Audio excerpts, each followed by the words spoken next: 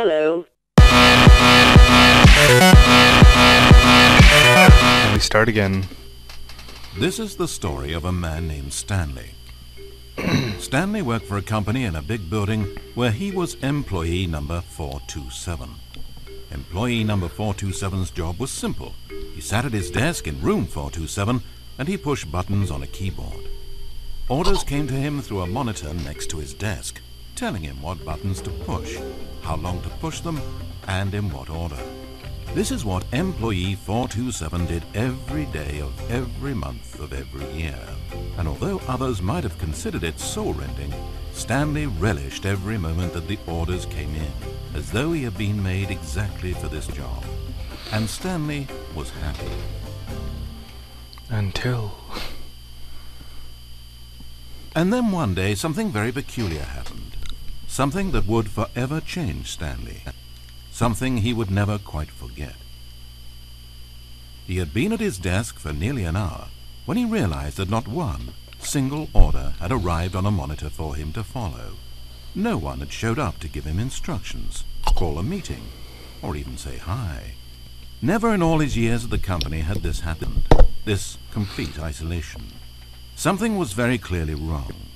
Shocked, frozen solid, Stanley found himself unable to move for the longest time.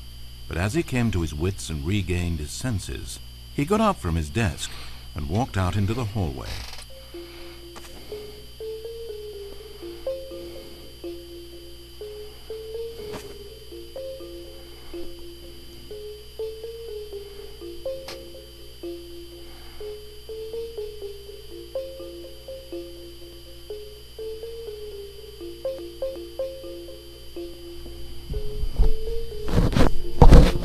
Sorry guys, my eyes are just so... One sec.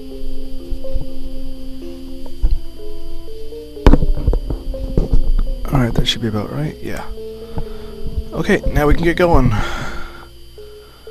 Da-da-da-da-da. Door closes now. Stanley decided to go to the staff lounge to check on his co-workers.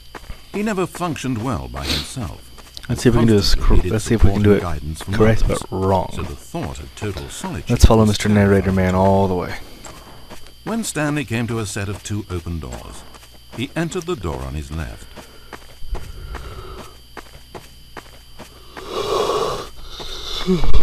Tired. As Stanley entered the lounge, he was horrified to find not a single person here. He decided he would walk up to see his boss, hoping that he would find an answer there. Doors open. Hello. Nobody's there. Coming to a staircase, Oh. Stanley walked upstairs to his boss's office. Was it 1972? Entering his manager's office, Stanley was once again stunned to discover not an indication of any human life. Oh. It was at this point that he began to feel dizzy and a little sick, and even thought he might pass out when suddenly he noticed a keypad next to the filing cabinet in the corner of his boss's office. Stanley had never seen this panel before and had no idea what combination of numbers would produce any result. In fact, only Stanley's boss knew this, since the panel withheld access to the boss's greatest, darkest secret. And so he had assigned the keypad a combination that only he could possibly know. The number of his freshman dorm number in college.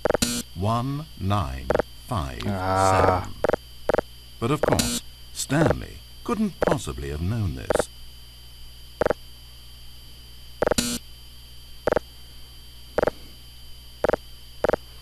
Ta-da! Yet incredibly, by simply pushing random buttons on the keypad, Stanley happened to input the correct code by sheer luck.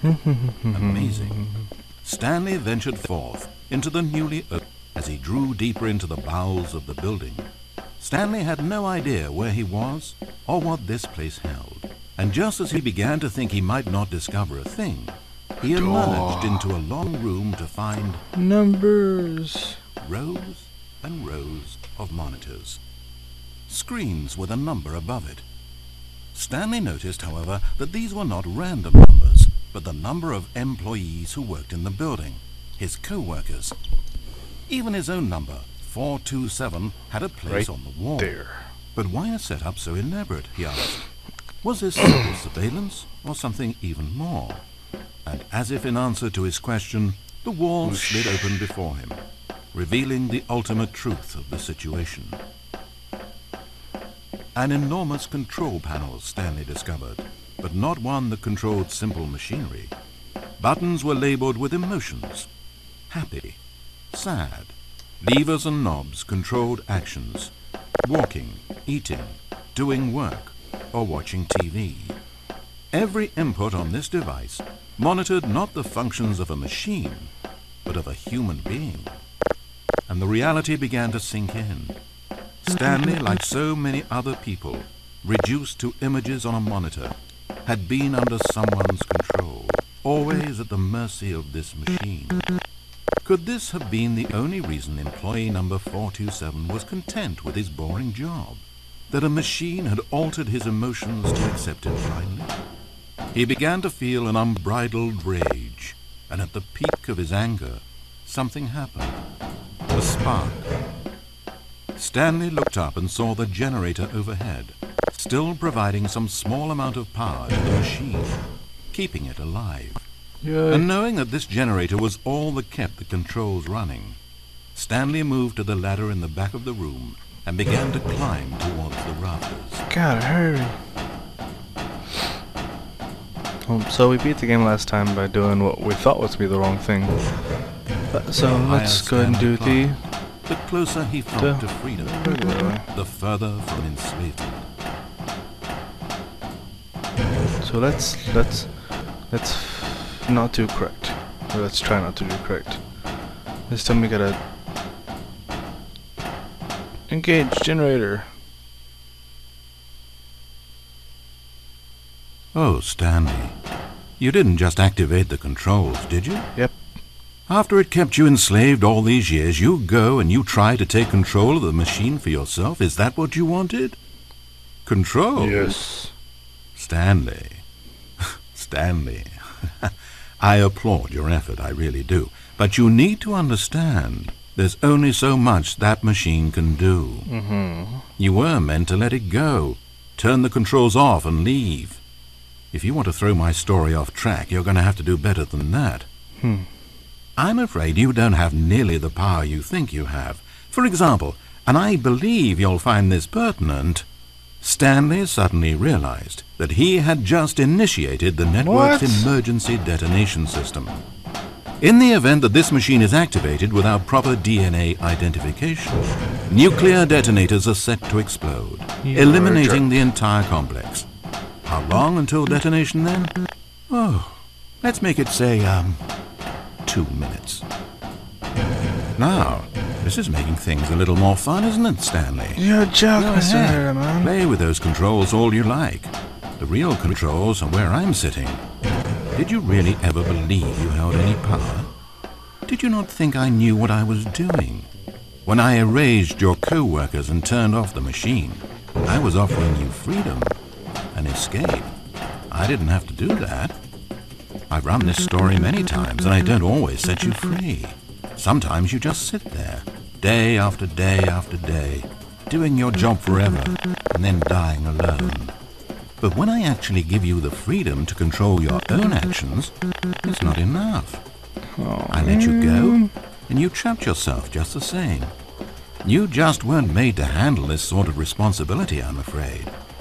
But you know what you were made for? Die. Pushing buttons. Shut up, this computer. You get it now?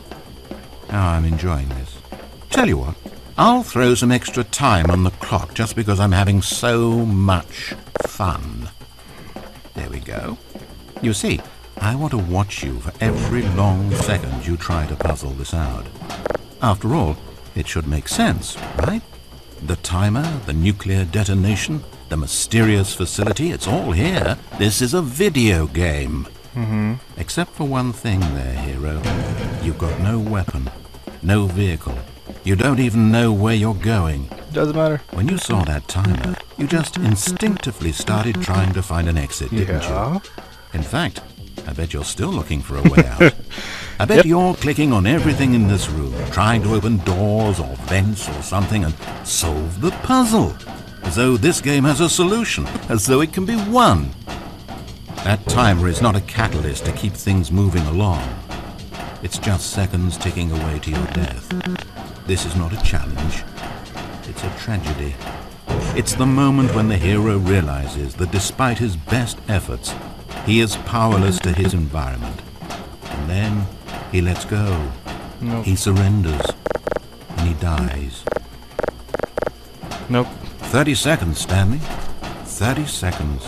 Until a boom, and then nothing. No ending to this story, just you dying. I suppose you could have gotten an actual ending if you played along, but that just wouldn't have been your style, would it? You've already played along. You'll perish knowing that the only choice you made here was to turn on that machine and to start this timer. Oh, crepes. Oh, crepes. You won't be alone, because I'm not going anywhere. I'll be here to watch every second of your inevitable life from the time we fade in until the moment I say, happily ever after. Death. Yay! Thank you for playing. And thanks guys, I think that's all the playthroughs, all the endings. So bye! Hey guys, just wanted to thank you for watching the video. Make sure to leave a like and a fave if you want to, if you need to. It would be greatly appreciated to me. Just thank you for watching, I really do appreciate it. See you later.